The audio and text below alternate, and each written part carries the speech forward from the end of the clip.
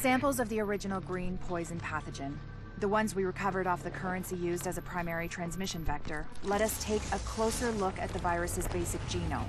What I found was clear evidence the bug had been manufactured. There's genetic material there from a half-dozen other pathogens, bolted onto smallpox to make a more efficient kill.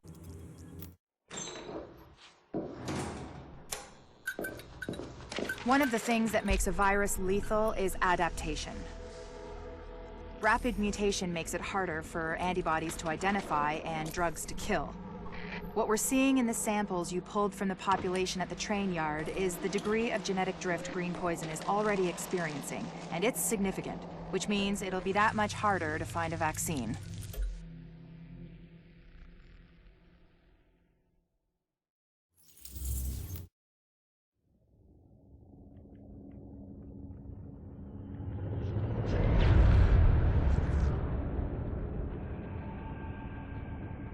What you're looking at is the smallpox virus. It normally takes 1 to 2 weeks for it to incubate in a host, and it's not contagious while it's doing so. Looking at Amherst's notes, it's clear he wanted to change that, to make green poison infectious while it developed and to speed up that incubation process to make it spread faster. In English, it's more contagious and it reproduces faster. And that's bad.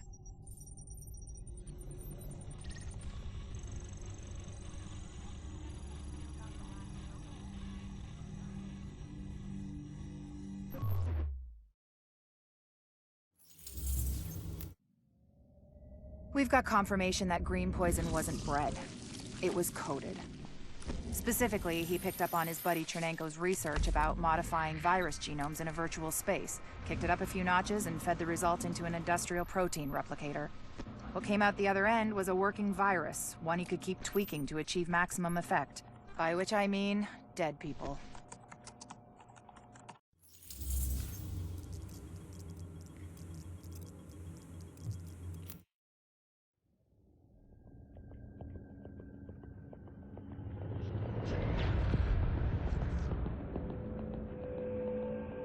What you're looking at is the smallpox virus, one of the deadliest pathogens on the planet. For centuries, it did a wonderful job of helping keep the human population in check.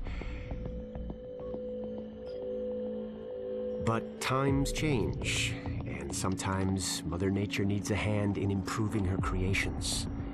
Like, say, speeding them up a little bit, making them contagious when they should be quietly incubating in a host, or making them more lethal.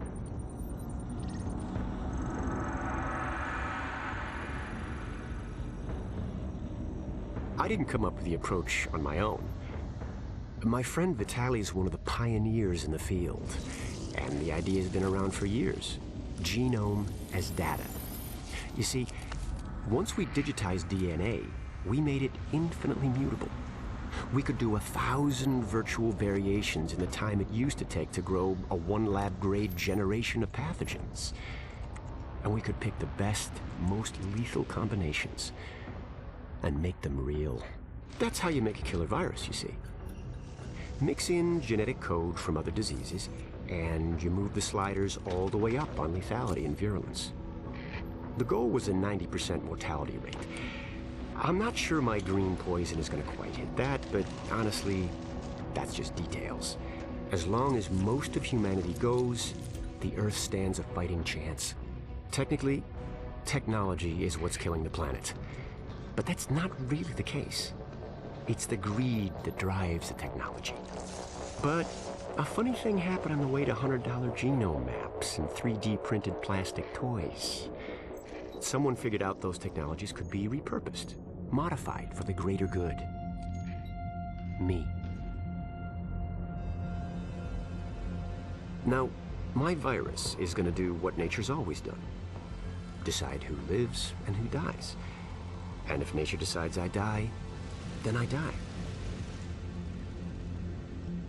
If nothing else, I'll have a lot of company. Natural selection at its finest, helped along by a little unnatural genetic manipulation. It's all data, really. Life's just a method of processing it. The same way I processed the smallpox genome on my laptop. And who's to say that wasn't the plan all along? If, by some miracle, you survive green poison, then nature's decided you deserve to live. The rest of us shouldn't and won't. Godspeed. I'll see you in hell.